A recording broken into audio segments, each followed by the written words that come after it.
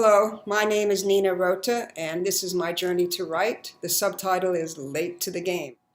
When I was a teenager, I wrote some short stories, but lots of people write short stories when they're teenagers, so I didn't think much about it. When I was growing up, I spent a lot of time ruminating, sitting on the edge of the bed, going over and over my experiences with my family, which were rather difficult, and I was trying to figure out how I could fix it, how I could make it better. And of course, I never succeeded, because you never succeed at that. And for many years, I thought to myself, oh, you idiot. You wasted your time. You could have been doing all these activities and doing all these things, and what you did instead was sit on the edge of the bed and ruminate.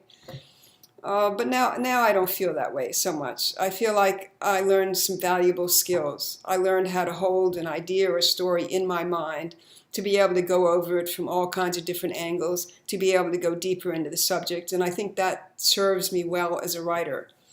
You know, when I was growing up, I was talking to myself, but now I can talk to others through my writing. So I feel like I transformed an insular activity of my youth into something helpful. After high school, I went to college for a few years, and this was a time of great upheaval. This was during the Vietnam War protests. Politicians and civil rights activists were being murdered. We were doing a lot of drugs. We would do acid, weed, mescaline, whatever we could get our hands on. I think doing acid, doing mescaline, drugs like that, it really does open your mind to new possibilities, things that you may never have considered before. In my late 20s, and by this time I was in Boston, I returned to school. I finished my undergraduate degree in physics and got a master's degree in physics. But when I graduated, the country was in a recession, and so there were no tech jobs. I moved to New York to live with my girlfriend, and while I was there, I thought, well, let me try day trading. Let me try buying and selling stocks. I have some tech skills. I should be able to do that.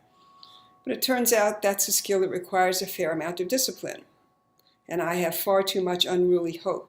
If you're depending on hope and you're working in the stock market, you're going to be broke pretty soon. Also, I was having a really hard time living in New York because it's very intense and overwhelming, so I moved to San Francisco. There I started making documentaries, and I met two friends, and we decided to make a documentary together. So we went to London to see if we could get funding. I think we were there for a few months. That didn't work out, so we moved back to New York.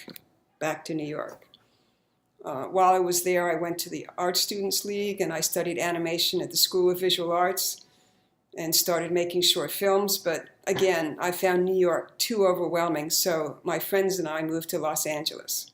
I made a documentary there at the 2000 Democratic National Convention.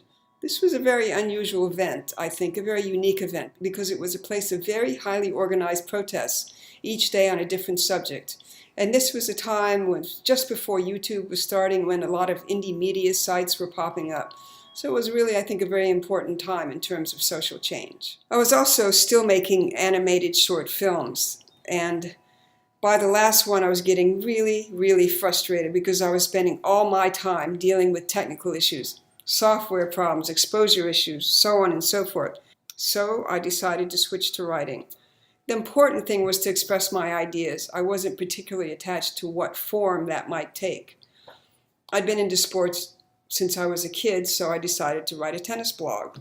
You know, for one thing, I'd have to write at least 3 times a week. And then when I started getting media credentials and I went to tournaments, I'd have to write at least once, maybe 2 times a day, 2 pieces a day.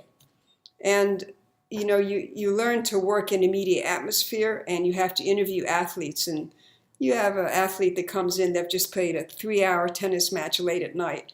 You're the last person they want to speak to. So you learn to be polite and respectful, but persistent, and you learn how to do interviews. Towards the end of my tennis blog, I joined an ongoing writing workshop that met weekly.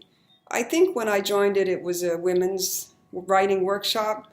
Then maybe it became mixed in creative nonfiction or maybe prose, I don't remember exactly. But I started writing essays. And I made it easy on myself by writing about sports to begin with. My first essay was about a tennis player and my father. My second one was about a Los Angeles Times sports writer who transitioned from male to female publicly. Then I wrote another piece about trans issues. In particular, I was writing about having an intersexual fantasy and what would happen if you acted it out. What would be the difference between that and just having the intersexual fantasy? So I'd gone from writing about tennis to writing about gender. In 2014, I went to a conference at the University of Winnipeg titled Writing Transgenres. And this was the first conference that had trans and genderqueer academics, writers, and performance artists all at the same conference. While I was there, I heard a presentation by Nathanael. That's spelled Nathannael. And Nathanael wasn't talking just about fluidity and gender, but across the entire experience of our lives. For example, it would be hard to assign a genre to Nathanael's work. You could say it's poetry, you could say it's prose, you could say it's theory, you could say it's philosophy, and even then you might not encompass it. There were spoken word performers at the conference, and I often find spoken word to be very staccato and in your face, and it unnerves me and I brace against it. But Nathanael's presentation was very calm and quiet, and the presentation was in concert with the person. It was quite transformational for me. I was in a very emotional place. I had just learned that my sister had stage 4 cancer and was likely to die. And having this experience and this transformational experience of listening to this reading helped me to get through that journey. The experience was so important to me that it's become the heart of a book of essays I'm writing. I'm writing essays about portals to these fluid places or these places of surprise, and places that, of course, are very uncomfortable. So, for example, maybe you do some LSD and you go to a place you wouldn't usually go in your day-to-day experience. Or maybe you read some literature or a poem that's transformative for you. Or maybe, you find out that you and your father read the same erotica and that takes you to a strange place or an unusual place. So that's what I'm writing about at the moment. I'm about 3/4 of the way through the first draft of these essays. And that's where I am in my journey to Planet Write.